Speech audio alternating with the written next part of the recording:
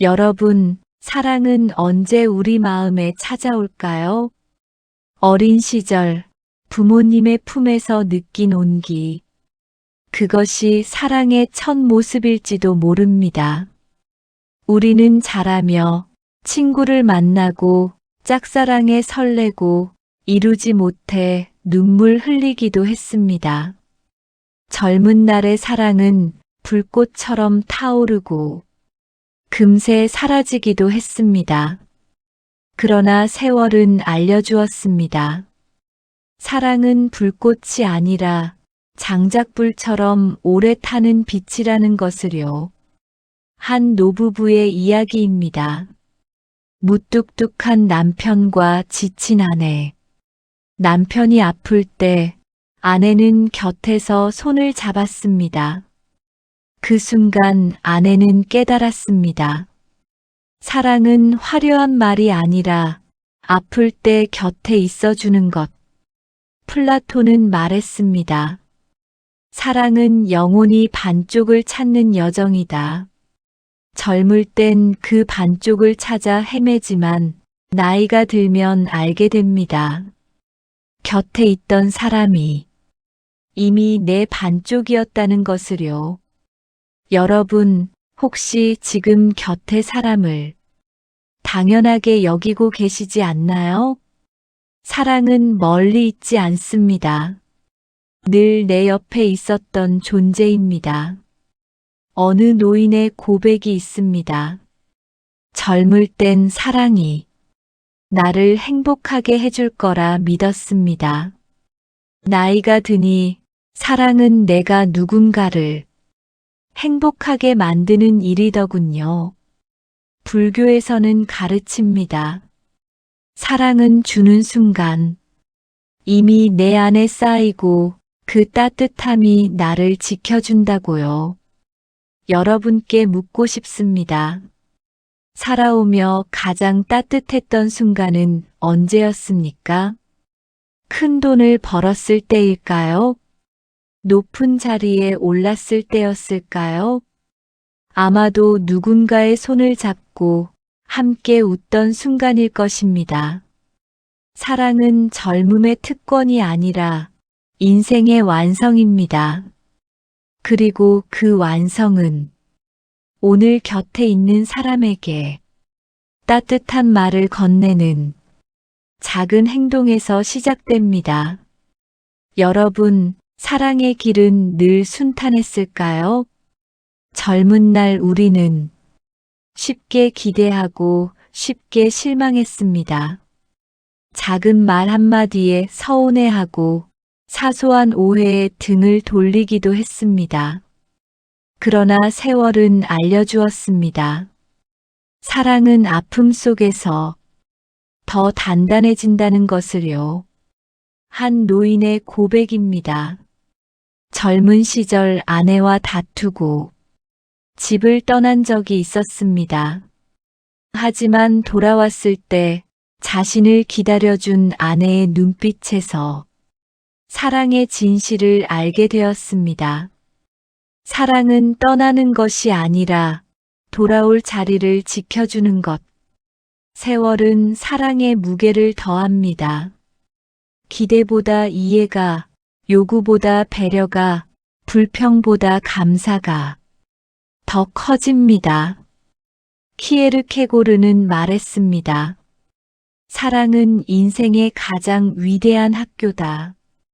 우리는 실패와 후회, 용서와 화해 속에서 자랍니다.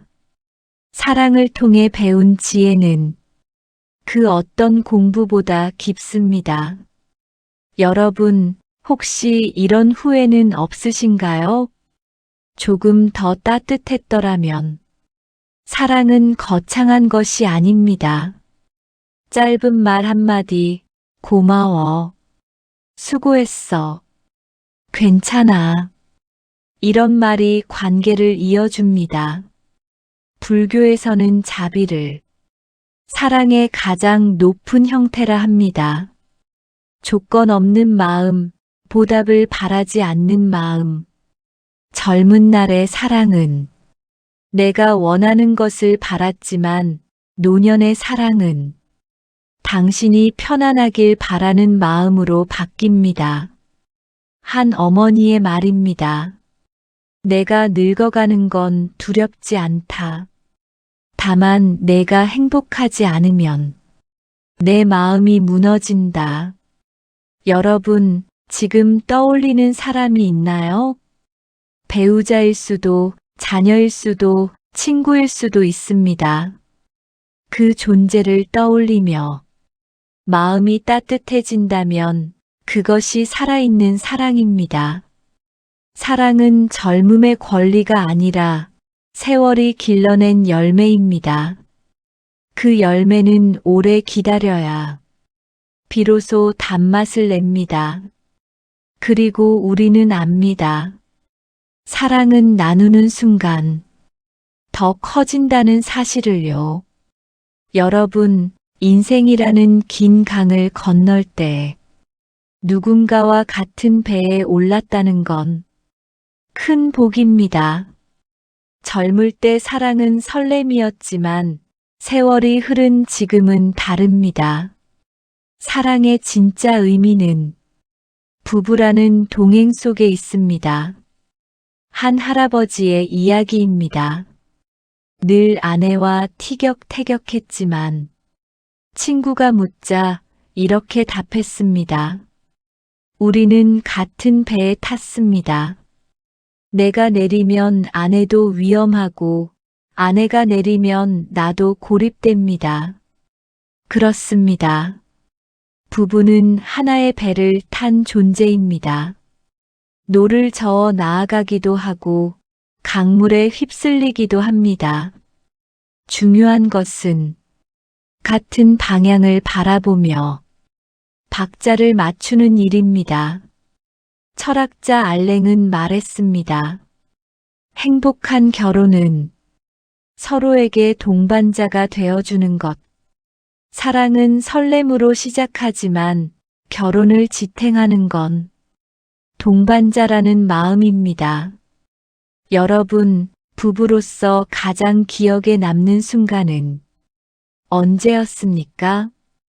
화려한 여행일까요? 근사한 기념일일까요?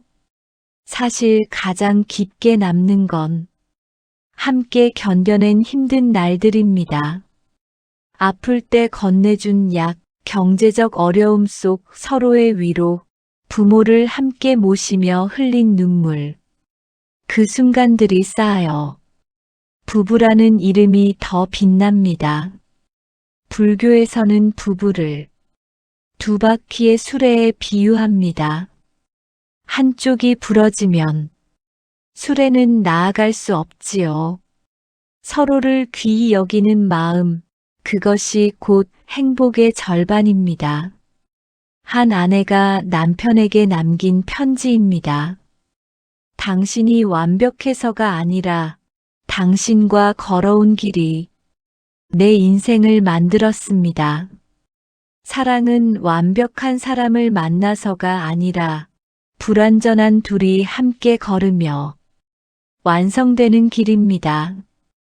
여러분, 오늘 배우자에게 고맙다, 수고했다 한마디 건네 보셨나요? 그 말이 등불이 되어 사랑을 지켜줍니다. 부부라는 이름은 단순히 함께 사는 두 사람이 아닙니다. 그 속에는 기쁨과 눈물, 다툼과 화해가 함께 있습니다. 어느 부부는 결혼 50주년을 맞이했습니다. 사람들이 물었습니다. 어떻게 오래 함께 하셨나요? 남편은 대답했습니다. 젊을 땐 아내를 바꾸고 싶었지만 세월이 흐르니 바꿔야 할 건 아내가 아니라 내 마음이었습니다. 사랑은 상대를 바꾸는 게 아니라 내 마음을 다스리는 것입니다. 소설가 파스칼은 말했습니다. 사랑은 서로를 마주보는 것이 아니라 같은 방향을 바라보는 것. 부부는 같은 곳을 바라볼 때 어려움조차 이겨낼 힘을 얻습니다. 여러분, 부부로서 가장 두려운 순간은 언제였습니까? 아마도 상대가 아플 때일 것입니다. 병원 대기실에서 잡은 손, 그 떨림 속에서 사랑은 말보다 깊게 전해집니다. 불교에서는 부부의 인연을 전생에서 이어진 만남이라 합니다. 그래서 서로에게 빚을 지고 산다지요. 그 빚은 다툼으로 갚지 못합니다. 오직 이해와 존중으로 조금씩 갚아 나갈 뿐입니다. 한 아내의 고백입니다. 남편과 함께 울었습니다. 그 눈물이 우리를 여기까지 데려왔습니다. 사랑은 완벽한 행복이 아니라 불완전한 순간을 함께 견디는 용기입니다. 여러분, 오늘 배우자의 얼굴을 바라보며 그 주름 속 세월을 떠올려 보십시오. 그 주름은 웃음의 흔적, 눈물의 기록, 함께 버틴 삶의 증거입니다. 사랑은 젊음의 불꽃으로 시작해 노년의 동행 속에서 완성됩니다. 그리고 그 완성은 눈빛 하나, 손길 하나, 미소 하나 속에 숨어 있습니다. 여러분, 부모와 자식의 관계는 세상에서 가장 가깝고도 가장 복잡한 인연입니다. 사랑하지만 때로는 상처를 주고받습니다. 가까움이 오히려 서로를 아프게 만들기도 합니다. 어느 아버지는 말했습니다. 나는 늘 자식을 위해 살았다고 믿었는데 자식은 내가 이해해주지 않았다고 하더군. 사랑의 방향이 다를 때 서운함은 쌓이고 말은 가시가 되기도 합니다. 젊을 때 부모는 자녀를 위해 희생합니다. 그런데 자녀는 그 희생을 당연하게 여기기도 합니다. 세월이 흐른 뒤에야 비로소 깨닫습니다.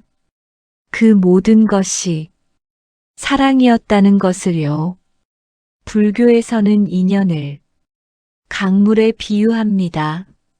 서로 다른 물줄기가 만나 한강이 되듯 부모와 자식도 다른 삶이 모여 하나의 흐름을 이룹니다. 어느 딸은 늘 엄격했던 아버지를 원망했습니다.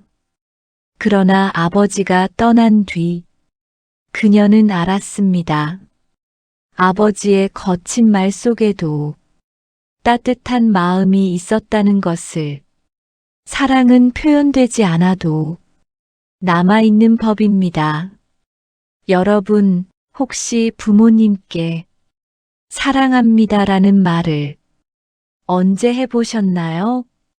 많은 자녀들이 그 말을 아껴두다가 끝내 전하지 못합니다. 사랑은 마음에만 담아두면 상대에게 전해지지 않습니다. 말로, 행동으로 남겨야 합니다. 한 아버지의 고백입니다. 나는 자식을 위해 모든 걸 희생했지만 정작 듣고 싶었던 건 고마워요, 아버지. 그 한마디였습니다.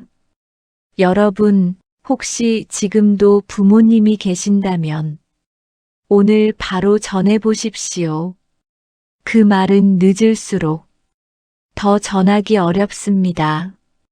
철학자 쇼펜하우어는 말했습니다. 사랑은 빚이다. 받은 만큼 돌려줘야 한다. 부모에게 받은 사랑은 다 갚을 수 없을 만큼 큽니다. 하지만 작은 관심, 짧은 안부 전화, 그것으로도 부모의 마음은 채워집니다. 불교에서는 효를 큰 깨달음의 시작이라 합니다. 부모에게서 배운 사랑이 세상 모든 관계로 번져가기 때문입니다. 한 어머니는 말했습니다. 나는 자식이 멀리 있어도 괜찮다. 다만 잘 지내고 있다는 말, 그 한마디면 충분하다. 부모의 사랑은 조건이 없습니다. 그저 자식이 살아있다는 것, 그 사실만으로도 기쁩니다.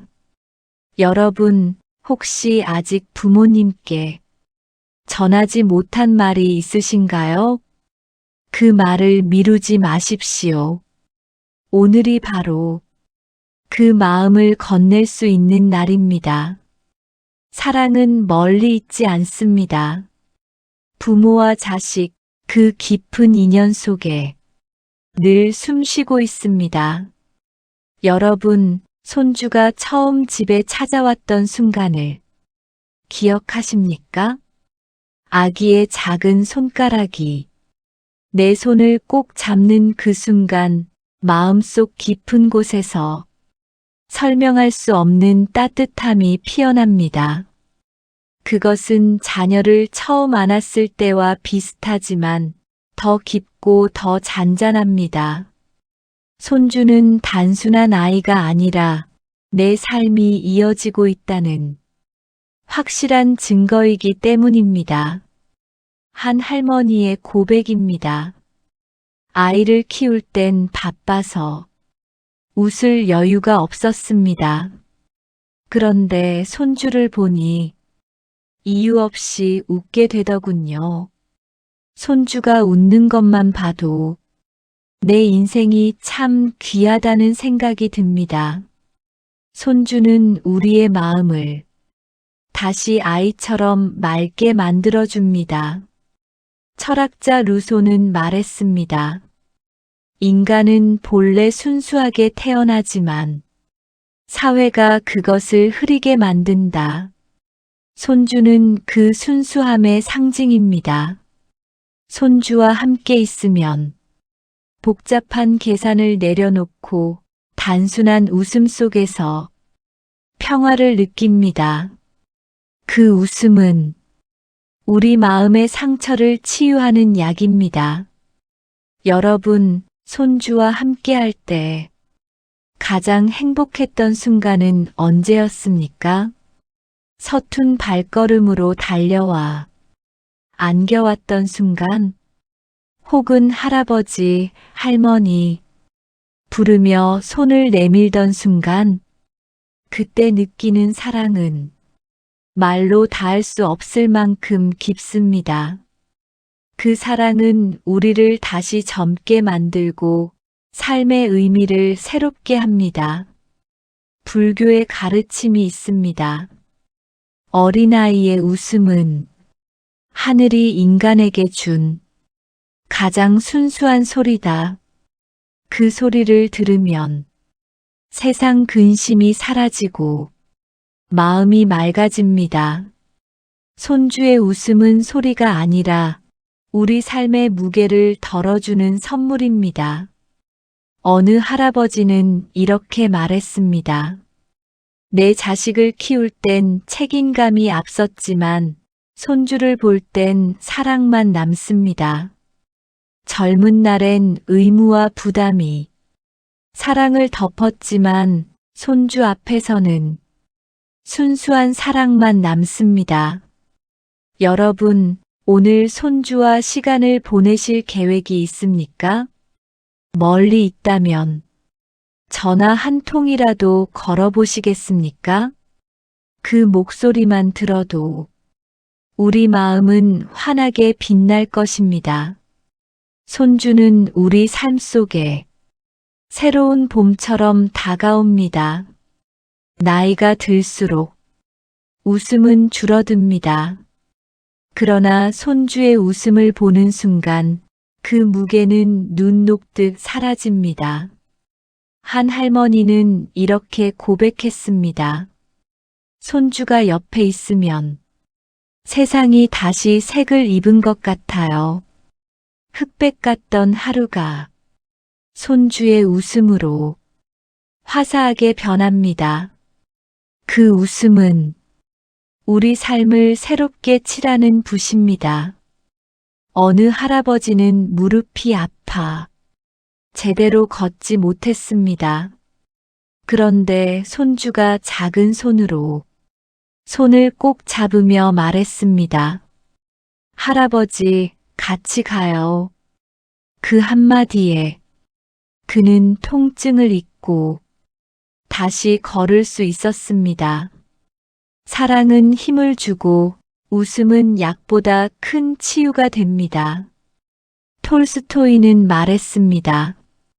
가장 강한 전염병은 웃음이다. 손주가 까르르 웃으면 우리도 이유 없이 웃게 됩니다. 그 웃음은 슬픔을 녹이고 분노를 가라앉히며 마음에 희망을 심어줍니다.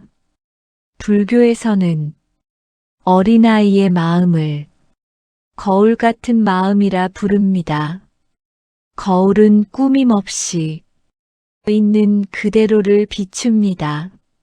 손주의 웃음 앞에서 우리도 다시 진실해지고 다시 따뜻해집니다.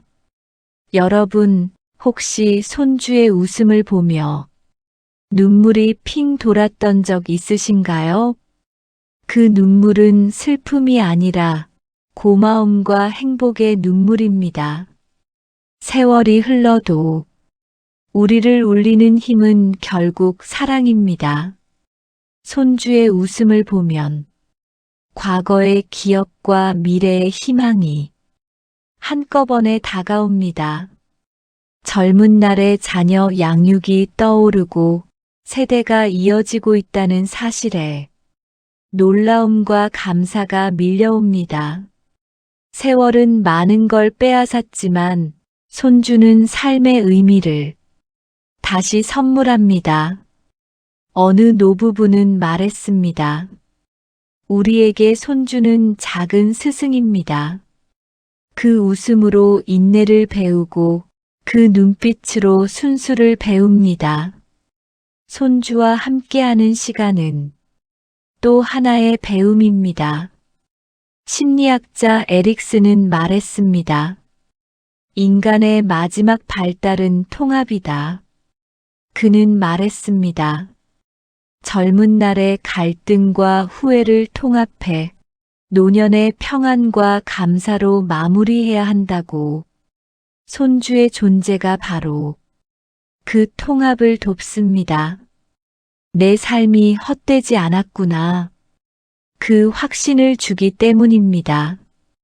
불교에서는 어린아이를 새로운 인연의 시작이라 부릅니다. 과거와 미래가 연결되고 세월의 고리가 이어집니다. 손주의 웃음은 삶이 계속된다는 증거입니다. 한 할아버지는 손주를 안고 이렇게 속삭였습니다. 너의 웃음이 나를 살린다. 오랫동안 병을 앓았지만 손주의 웃음으로 삶의 의지를 되찾았습니다. 웃음은 약이 되고 사랑은 삶을 다시 일으킵니다. 여러분, 오늘 손주의 웃음을 마음에 담아 두시겠습니까? 혹은 사진 한 장 꺼내어 그 미소를 떠올려 보시겠습니까? 그 미소는 무게를 잊게 하고 내일을 살아갈 용기를 줍니다. 사랑은 젊음의 불꽃이 아니라 세월이 길러낸 빛입니다. 그 빛은 손주의 순수한 웃음 속에서 다시 꽃을 피웁니다. 삶은 여전히 아름답습니다. 여러분, 태어나면서 부모와 자식의 인연은 저절로 주어집니다. 그러나 친구라는 인연은 스스로 선택해야 합니다. 그래서 친구는 흔히 내가 고른 또 다른 가족이라 불립니다. 한 노신사의 이야기입니다. 그는 젊은 시절부터 함께한 친구와 60년 넘게 동행했습니다. 군대도 함께 갔고 취직과 결혼 소식도 가장 먼저 나누었습니다. 세월이 흐른 뒤 배우자를 먼저 떠나보냈지만 두 사람은 여전히 매주 같은 공원 벤치에 앉아 인생을 나눴습니다. 그는 말했습니다. 혈연은 하늘이 준 인연이지만 친구는 내가 지켜낸 인연입니다. 우리는 흔히 친구와의 우정을 젊음의 특권이라 여깁니다. 하지만 노년에 이르면 친구의 의미는 더 커집니다. 자녀는 바쁘고 배우자는 곁을 떠날 수도 있습니다. 그럴 때 친구는 여전히 곁에서 웃음을 나누고 같은 하늘을 바라보며 침묵조차 함께 해줍니다. 친구는 외로움을 덜어주는 가장 따뜻한 약입니다. 아리스토텔레스는 말했습니다. 진정한 우정은 두 개의 육체에 깃든 하나의 영혼이다. 좋은 친구는 기쁨을 두 배로 만들고 슬픔을 반으로 줄여줍니다. 그 관계 속에서 우리는 삶의 의미를 다시 확인합니다. 불교에서는 친구를 도반이라 부릅니다. 같은 길을 걷는 벗이라는 뜻이지요. 누구와 길을 걷느냐에 따라 인생의 여정은 달라집니다. 좋은 친구와 함께하면 길은 덜 힘들고 풍경은 더 아름답습니다. 여러분, 지금 떠올리는 친구가 있으신가요? 한동안 연락 못했지만 마음속에서 늘 그리운 사람. 오늘이 그 친구에게 안부를 전하기 좋은 날일 수 있습니다. 짧은 한마디, 잘 지내? 라는 말이 다시 긴 세월을 이어줍니다. 한 할머니는 말했습니다. 친구는 내 마음의 거울이다. 내가 외로울 때 친구를 보면 그도 외롭고 내가 웃을 때 친구를 보면 함께 웃고 있었다. 친구는 단순한 동행을 넘어 내 마음을 함께 살아내는 존재입니다. 세월이 흐르면 많은 인연은 멀어집니다. 직장 동료는 흩어지고 이웃도 떠납니다. 그러나 긴 세월이 지나도 마음속에 남는 사람이 있습니다. 그가 진짜 친구입니다. 한 할아버지는 말했습니다. 친구는 나의 일기장이다. 내가 말하지 않아도 나를 알고 내가 잊은 기억마저 대신 품는다. 친구는 우리 삶의 증인이 됩니다. 기쁨도 실패도 함께 나누었기에 견딜 수 있었습니다. 세네카는 말했습니다. 우정은 삶의 가장 큰 재산이다. 재산은 잃을 수 있고 명예는 변할 수 있지만 진정한 우정은 세월이 흘러도 남습니다. 특히 노년기의 이 말은 더 크게 다가옵니다. 건강이 예전 같지 않아도 돈이 줄어들어도 곁에 친구가 있다면 우리는 여전히 부자입니다. 여러분, 친구와 오랜만에 만났을 때 시간이 멈춘 듯 느껴본 적 있습니까? 마치 어제 만난 것처럼 이야기가 이어지고 웃음이 터져 나오는 순간 그 편안함은 세월을 뛰어넘는 힘입니다. 불교에서는 인연을 씨앗에 비유합니다. 좋은 씨앗은 좋은 열매를 맺습니다. 좋은 친구와 맺은 인연은 세월이 흐를수록 더 귀한 열매를 맺습니다. 그 열매는 고통을 함께 나누는 용기, 기쁨을 함께 나누는 감사입니다. 한 할머니의 사연입니다. 남편을 먼저 떠나보내고 홀로 지내던 그녀는 외로움에 힘들었습니다. 그때 오래된 친구가 말했습니다. 내가 내 곁에 있잖아. 같이 밥 먹고 같이 걸으면 되지. 그 한마디가 그녀의 마음을 살렸습니다. 사랑은 가족에게서도 오지만 친구에게서도 충분히 옵니다. 여러분, 오늘 떠오르는 친구가 있다면 짧은 연락이라도 해보십시오. 그 말 한마디가 그 사람의 하루를 밝히고 내 하루도 빛나게 합니다. 우정은 표현할 때 살아나고 나눌 때 깊어집니다. 친구는 내가 선택한 가족입니다. 그 인연을 지키는 일은 곧 나 자신을 지키는 일입니다. 세월이 남긴 가장 큰 선물, 그것은 바로 친구입니다. 여러분, 사랑은 언제나 따뜻하고 아름답기만 할까요? 사실 그렇지 않습니다. 사랑은 상처를 남기고 갈등을 만들기도 합니다. 중요한 건 갈등이 아니라 그 갈등을 어떻게 넘어서는가입니다. 한 부부의 이야기입니다. 남편은 은퇴 후 집에 머무는 시간이 늘자 아내와 자주 부딪혔습니다. 사소한 말에도 짜증이 났고 목소리가 날카로워졌습니다. 그러던 어느 날 아내가 조용히 말했습니다. 당신이 집에 있어서가 아니라 나를 이해하지 않으려 해서 힘들어요. 그 순간 남편은 깨달았습니다. 화의 뿌리는 외로움이었고 아내가 원하는 건 단순한 이해와 대화였습니다. 그날 이후 두 사람은 조금 더 귀 기울였습니다. 갈등은 줄었고 감사는 더 커졌습니다. 니체는 말했습니다. 사랑은 오해와 화해의 반복 속에서 깊어진다.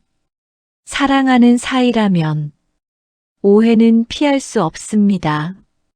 생각의 차이, 습관의 차이, 기대의 차이가 우리를 갈라놓기도 합니다. 그러나 화해의 다리를 놓는다면 관계는 이전보다 더 튼튼해집니다. 여러분, 혹시 아직 풀지 못한 갈등이 있으신가요? 마음속 서운함이 오늘도 관계를 막고 있지는 않나요? 그 서운함을 품는 건 상대를 벌주는 게 아니라 결국 나를 아프게 하는 일입니다. 불교는 용서를 말합니다. 용서는 상대를 위한 게 아니라 내 마음의 괴로움을 놓기 위함입니다. 사랑 속에서 생긴 상처를 치유하는 가장 빠른 길, 그것은 용서입니다. 용서와 화해는 관계를 새롭게 하고 사랑을 더 깊게 만듭니다. 한 아들의 이야기입니다. 젊은 시절 아버지와 다투고 집을 떠났습니다. 수십 년 연락이 끊겼지만 병상에 누운 아버지를 찾아갔습니다. 아버지는 힘겹게 속삭였습니다. 그래도 널 기다렸다. 그 말 한마디에 긴 갈등은 무너졌고 남은 건 사랑뿐이었습니다. 여러분, 지금 떠올리는 얼굴이 있습니까? 짧은 안부, 작은 미소, 따뜻한 손길 하나가 화해의 시작이 될 수 있습니다. 사랑은 갈등을 피하는 데서 완성되는 게 아니라 갈등을 넘어설 때 완성됩니다. 사랑이 깊을수록 갈등도 깊게 다가옵니다. 낯선 사람과의 다툼은 잊히지만 가까운 사람과의 오해는 오래 남습니다. 가까움은 편안함을 주지만 기대와 바람도 키우기 때문입니다. 그 기대가 충족되지 않으면 서운함이 되고 서운함은 곧 상처가 됩니다. 어느 노부부는 결혼 40주년에 큰 갈등을 겪었습니다. 아내는 늘 혼자 집안일을 한다고 느꼈고 남편은 자신이 충분히 한다고 믿었습니다. 상처가 깊어졌지만 손주가 두 사람의 손을 잡고 말했습니다. 할아버지, 할머니 같이 웃어요. 그 순간 두 사람은 눈을 마주쳤고 갈등은 눈 녹듯 사라졌습니다. 사랑은 설명보다 순수한 웃음에 회복되기도 합니다. 소크라테스는 말했습니다. 진실한 대화만이 갈등을 치유한다. 사랑에서 중요한 건 침묵의 원망이 아니라 마음을 나누는 대화입니다. 나는 서운했다. 나는 외로웠다. 이 짧은 고백이 화해의 첫걸음이 됩니다. 여러분, 혹시 마음속에 묻어둔 말이 있나요? 그 말은 무겁게 쌓여 관계를 멀어지게 합니다. 사랑은 눈빛으로도 전해지지만 때로는 말이라는 다리로만 건널 수 있습니다. 불교는 마음 비우기를 강조합니다. 비운다는 건 아무 생각이 없다는 뜻이 아니라 집착과 원망을 놓는 것입니다. 집착을 놓으면 화해의 길이 열리고 사랑은 다시 숨을 쉽니다. 한 친구의 사연입니다. 젊은 날 동업자와 다투고 연락을 끊었습니다. 그러다 병원에서 우연히 마주쳤습니다. 침묵이 흐른 뒤 친구가 먼저 말했습니다. 미안하다. 그 한마디에 긴 세월의 앙금이 사라졌습니다. 남은 시간 동안 두 사람은 다시 함께 웃을 수 있었습니다. 여러분, 사랑은 언제나 완벽할 순 없습니다. 그러나 갈등을 넘어설 때 사랑의 진짜 힘을 배웁니다. 오해는 상처를 남기지만 화해는 그 상처를 치유합니다. 오늘 용기 내어 다리를 놓아보시겠습니까? 그 다리 위에서 다시 만나는 순간 사랑은 더 깊어지고 삶은 더 따뜻해질 것입니다. 여러분, 우리는 살면서 크고 작은 이별을 경험합니다. 사랑하는 이를 잃으면 세상이 텅 빈 듯 느껴지기도 합니다. 그러나 시간이 흐르면 부재 속에서 깨닫습니다. 사랑은 사라진 것이 아니라 다른 모습으로 남아있다는 것을요. 한 어머니의 이야기입니다. 그녀는 어린 시절 아버지를 일찍 잃었습니다. 처음엔 원망과 그리움뿐이었지만 세월이 지나 알았습니다. 짧은 시간의 기억조차 여전히 그녀를 지탱해주고 있었다는 것을요. 아버지는 떠나셨지만 그 사랑은 평생 나를 이끌었습니다. 부재 속에 숨어있는 사랑의 힘이었습니다. 키케로는 말했습니다.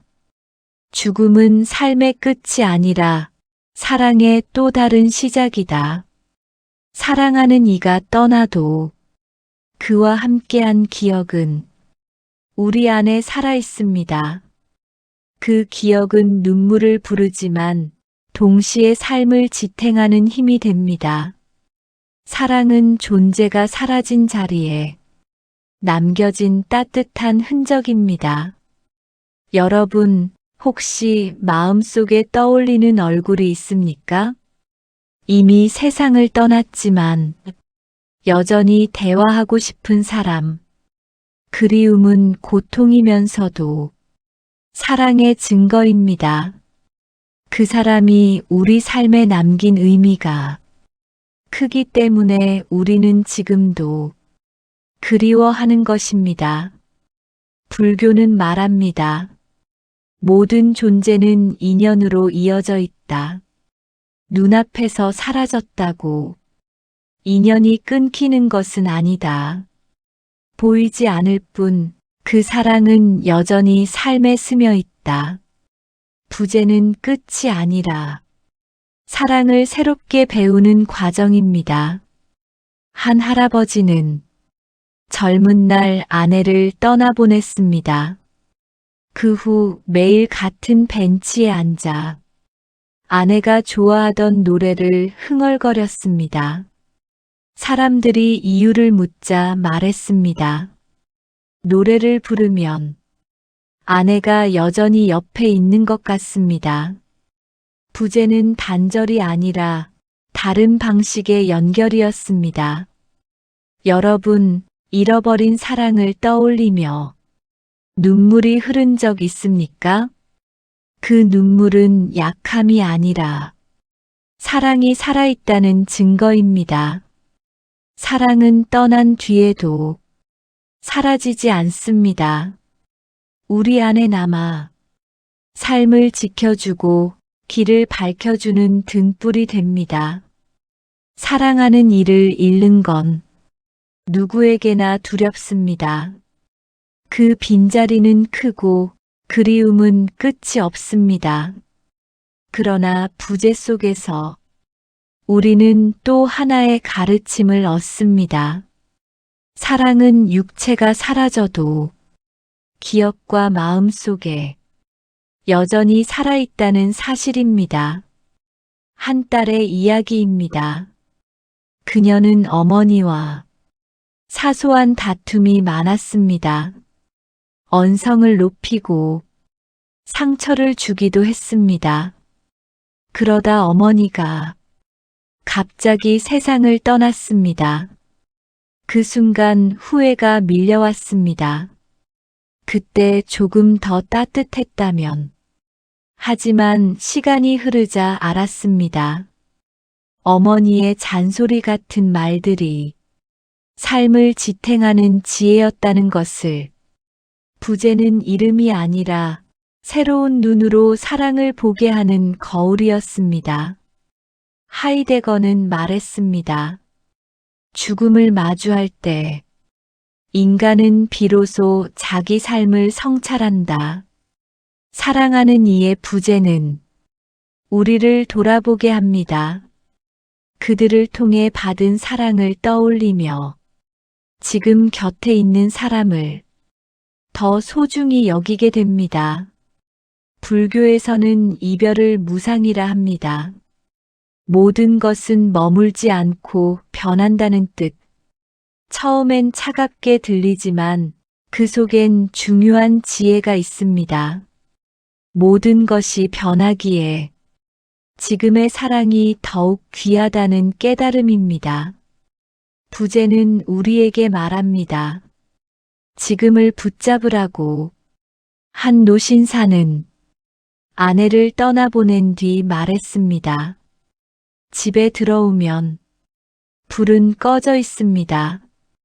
그러나 아내의 목소리가 여전히 귓가에 맴돕니다. 그 목소리가 나를 살게 합니다. 부재는 단절이 아니라 삶을 이어주는 또 다른 연결이었습니다. 여러분, 혹시 지금도 부재를 견디고 계십니까?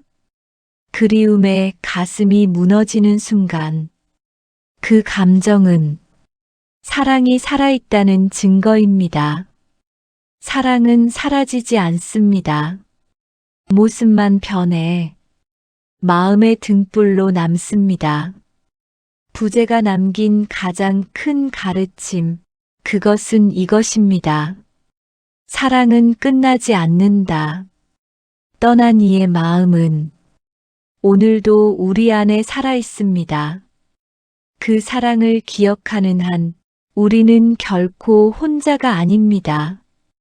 여러분, 사랑이라고 하면 한 가지 모습만 떠올리기 쉽습니다. 젊은 날의 설렘, 가슴 뛰는 감정, 달콤한 말들 말입니다. 하지만 세월은 알려줍니다.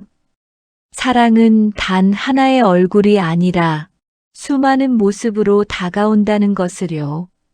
한 노부부의 이야기입니다. 아내는 젊은 시절부터 몸이 약했습니다. 남편은 평생 집안일을 도맡았습니다. 사람들이 물었습니다. 힘들지 않으세요? 그는 웃으며 답했습니다. 사랑은 희생이 아니라 기쁨입니다. 아내가 편안하다면 그게 곧 내 행복이지요. 이 고백 속에는 사랑의 얼굴, 자비가 담겨 있습니다. 상대의 아픔을 내 아픔처럼 느끼고 고통을 덜어주려는 마음. 그것이 자비의 사랑입니다. 마르틴 부버는 말했습니다. 사랑은 내가 너를 너로 받아들이는 것. 사랑은 내 기준에 맞추는 게 아니라 있는 그대로 존중하는 것입니다. 성격이 달라도 습관이 달라도 그 차이를 껴안고 인정하는 것. 그것이 사랑의 또 다른 얼굴, 존중입니다. 여러분, 혹시 기억하시나요? 누군가 내 말을 끝까지 들어주었을 때 그 따뜻했던 순간을. 그것이 존중의 사랑입니다. 거창한 선물이 아니라 경청의 태도 속에서 피어납니다. 불교에서는 보시, 곧 나눔을 큰 덕목으로 가르칩니다. 조금 덜어내어 나눌 때 마음은 더 풍요로워집니다. 사랑도 마찬가지입니다. 시간을 나누고 정성을 나누고 따뜻한 말을 나눌 때 사랑은 더 깊어집니다. 나눔의 사랑은 두 사람 모두를 살립니다. 한 할머니는 손주에게 용돈을 주며 말했습니다. 많이 가진 건 아니지만 나누고 싶구나. 너의 기쁨이 곧 내 기쁨이다. 그녀의 손길 속에는 나눔의 사랑이 담겨 있었습니다. 사랑은 가질 때 커지는 게 아니라 나눌 때 커진다는 사실을 보여주는 장면이었습니다. 사랑은 하나의 얼굴만 있지 않습니다. 자비, 존중, 나눔. 그 다양한 얼굴 속에서 우리는 더 깊은 삶의 의미를 배웁니다. 어느 노신부의 말입니다. 젊은 날의 사랑은 두근거림이었고 중년의 사랑은 책임이었으며 노년의 사랑은 자비입니다. 그는 덧붙였습니다. 사랑이 나를 채우던 때가 있었지만 지금은 사랑이 나를 비웁니다. 세월이 만들어낸 사랑의 변화를 잘 보여줍니다. 한 노부부는 서로 다른 방식으로 사랑을 표현했습니다. 남편은 행동으로, 아내는 대화로 사랑을 보였습니다. 처음엔 부딪혔지만 세월이 흐르며 존중을 배웠습니다. 남편의 무뚝뚝함 속 마음을 읽고 아내의 잦은 말 속 애정을 이해했습니다. 존중은 차이를 참는 게 아니라 차이 속 마음을 발견하는 일입니다. 불교에는 자비희사라는 가르침이 있습니다. 사랑을 자비, 존중, 기쁨, 나눔으로 실천하라는 뜻입니다. 특히 희화사는 사랑을 나눌 때 얻는 기쁨, 집착을 내려놓는 마음을 말합니다. 사랑은 나만의 것이 아니라 함께 키우고 나누는 것입니다. 여러분, 최근에 누군가에게 작은 친절을 베푼 적 있습니까? 그 순간 느낀 따뜻함이 바로 사랑의 또 다른 얼굴입니다.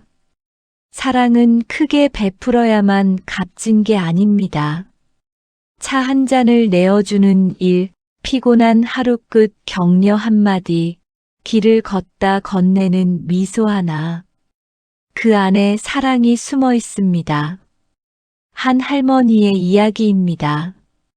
그녀는 매일 아침 시장에서 과일 한 봉지를 사 이웃과 나누었습니다. 이웃이 물었습니다.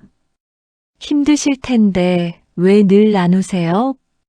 할머니는 대답했습니다. 내가 나누면 기뻐집니다.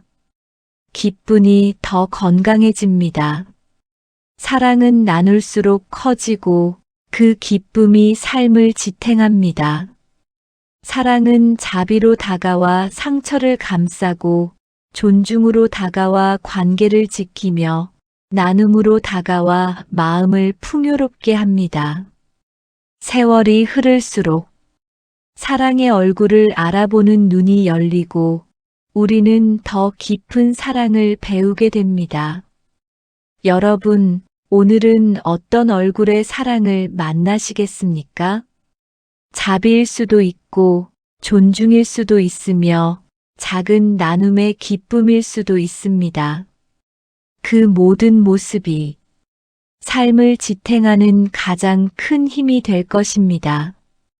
여러분, 젊은 날의 사랑은 때로는 의무와 책임 속에서 무겁게 느껴졌습니다.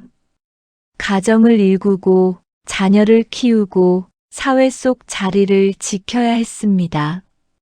그 속에서 사랑은 늘 해야 할 일의 무게와 함께 묶여 있었습니다.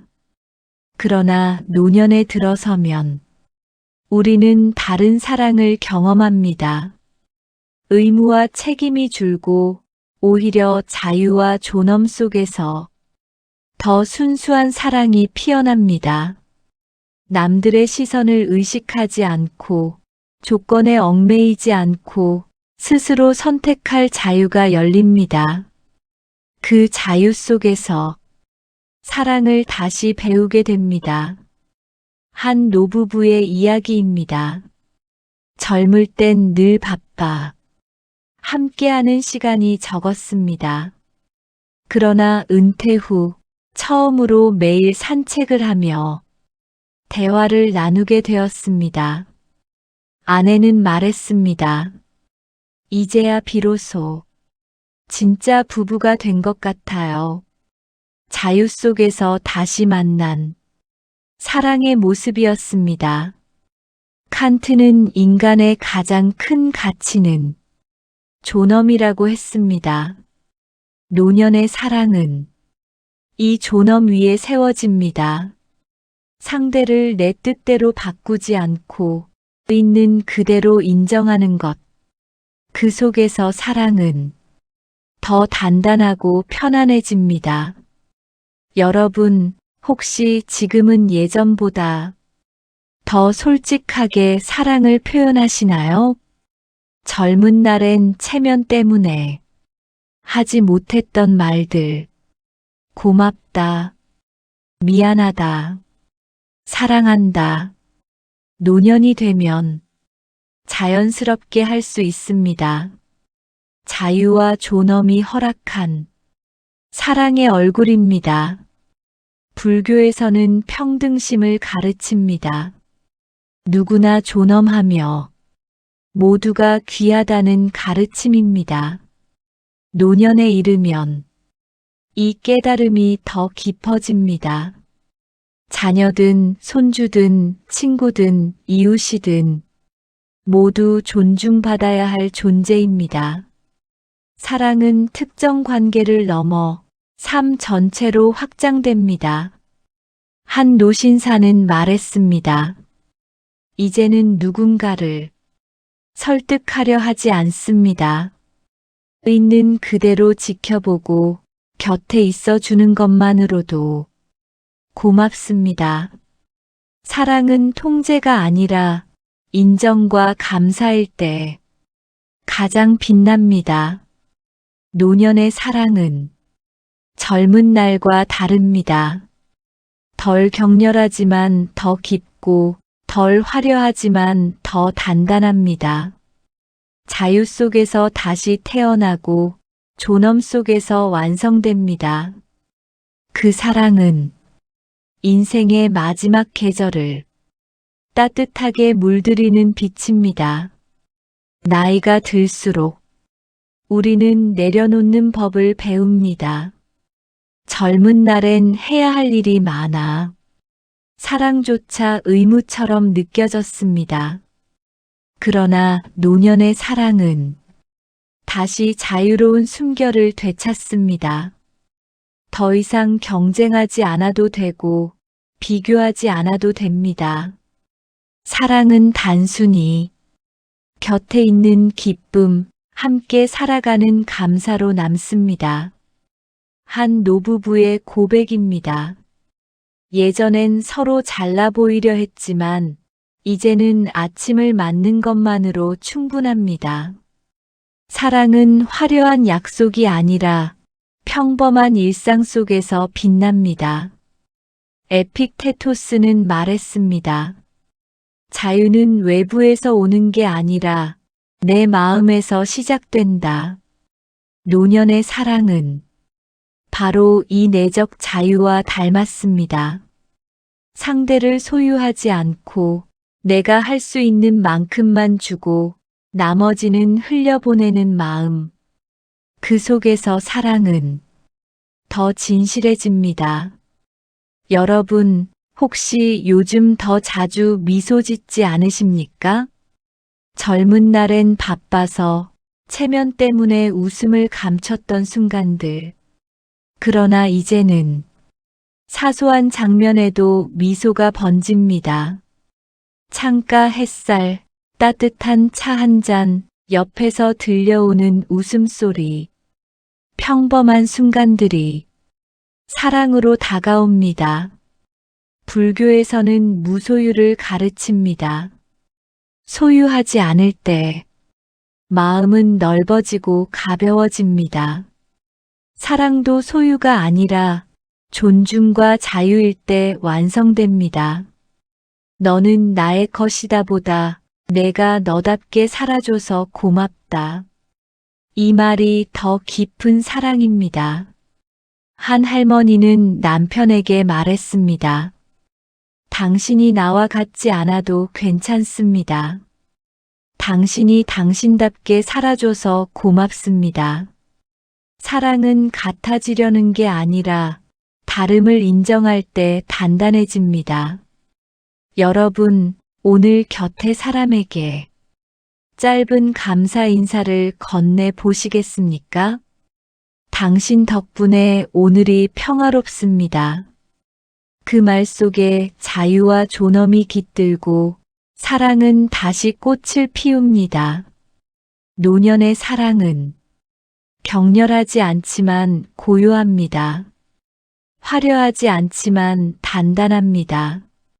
그 사랑은 자유 속에서 피어나며 존엄 속에서 완성됩니다. 그리고 마지막 계절을 가장 따뜻하게 물들이는 빛이 됩니다. 여러분, 우리가 살아온 길을 돌아보면 마지막에 남는 것은 무엇일까요? 재산일까요? 명예일까요? 업적일까요? 세월이 흐르고 나면 그 모든 것은 흐려집니다. 그러나 끝까지 남아있는 것, 그것은 사랑의 흔적입니다. 한 노부부의 이야기입니다. 남편은 병상에 누워 마지막 순간을 준비했습니다. 그는 아내의 손을 꼭 잡으며 조용히 말했습니다. 당신과 함께한 세월이 내 인생의 가장 큰 선물이었습니다. 그 말은 아내의 마음을 눈물로 채웠습니다. 사랑은 말로 다 할 수 없지만 마지막 순간에 가장 진실하게 드러납니다. 불교에서는 말합니다. 모든 것은 흘러가지만 사랑은 마음에 새겨져 끝까지 남는다. 사랑의 흔적은 물건처럼 사라지지 않습니다. 그 흔적은 표정 속에, 목소리 속에, 기억 속에 살아 있습니다.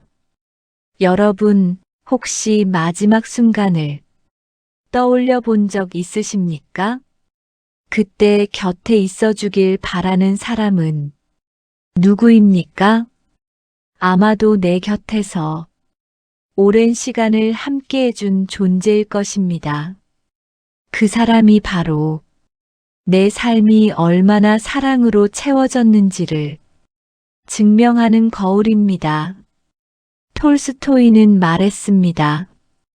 인생에서 가장 중요한 것은 사랑하고 사랑받았다는 기억이다. 우리는 결국 그 기억 하나로 마지막을 건넙니다. 한 할머니의 이야기입니다. 그녀는 오랜 병상 끝에 마지막 인사를 남겼습니다. 나는 가진 건 많지 않았지만 사랑한 기억이 많아 행복했습니다. 사랑은 삶의 무게를 가볍게 하고 마지막 길을 평온하게 합니다.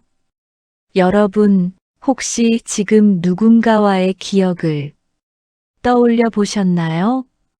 그 기억 속에 웃음이 있다면 그것이 바로 세월이 남긴 가장 큰 선물입니다. 노년의 사랑은 마지막을 준비하는 시간이기도 합니다. 그러나 그것은 슬픔만이 아닙니다. 사랑의 흔적을 정리하고 감사의 말을 남기고 평온히 미소 지을 수 있는 귀한 시간입니다. 불교에서는 마지막 순간을 돌아봄이라 부릅니다. 돌아보면 원망보다 감사가, 후회보다 사랑이 더 크게 남습니다. 그것이 삶의 완성입니다. 어느 할아버지는 손주를 품에 안으며 말했습니다. 내가 떠나도 너의 웃음 속에 내가 살아있을 것이다. 사랑은 떠남을 두렵게 하지 않습니다. 오히려 이어짐을 약속합니다. 여러분, 마지막에 남기고 싶은 말이 있으신가요? 그 말이 고맙다, 사랑한다라면 그것으로 충분합니다. 사랑의 흔적은 말보다 깊게 남아 세월을 넘어 이어집니다. 세월이 우리에게 남긴 마지막 선물, 그것은 사랑의 흔적입니다. 그 흔적은 사람의 마음에 새겨지고 기억 속에 남아 영원히 사라지지 않습니다. 여러분, 오늘 곁의 사람에게 짧은 한마디를 건네 보시겠습니까? 당신은 내 삶의 가장 큰 선물입니다. 그 말 한마디가 삶의 마지막 순간까지 빛나는 흔적으로 남을 것입니다. 사랑은 젊음의 특권이 아니라 세월이 완성해주는 마지막 선물입니다. 그리고 그 선물은 우리를 떠난 뒤에도 사람들의 마음에 살아남아 끝없는 빛이 됩니다.